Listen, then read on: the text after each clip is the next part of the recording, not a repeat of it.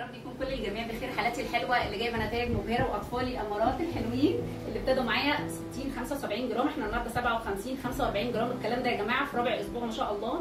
نسبه الدهون بتاعتها كانت 27 و600، احنا النهارده 24 و900 جرام. الدهون الحشويه كانت 8، النهارده 7 ما شاء الله. قولي لي بقى يا اماريه، التغذيه فرقت معاك في ايه؟ فرقت معايا في حاجات كتير شفتوا اللباقه يا جماعه؟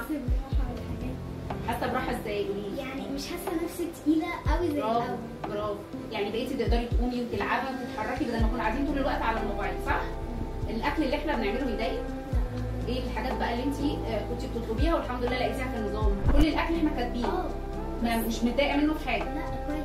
طيب انصحي بقى الاطفال اللي من سنك الامارات اللي زي كده، اللي قاعدين كده وسايبين نفسهم ومش قادرين يقوموا ويتحركوا ولا قادرين يروحوا النادي ولا يلعبوا مع اصحابهم، يعملوا ايه؟ قولوا بقى. بصي كده اللي ايوه يعني اتحركوا، العبوا رياضه انتوا نفسكم فيها مثلا ومارسوها. تاكلوا صحي. ايوه ما تلخبطوش في الاكل.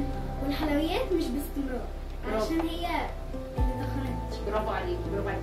ده الوعي يا جماعه اللي احنا بنزرعه في اطفالنا، ما شاء الله تبارك الله. هي فارقه جدا جدا جدا، وشكليا كمان بسم الله ما شاء الله. احنا الشيب مع الاطفال بنهتم اكتر بالشيب والمقاسات طبعا، فهي فارقه وهي حد شاطر جدا جدا وملتزم.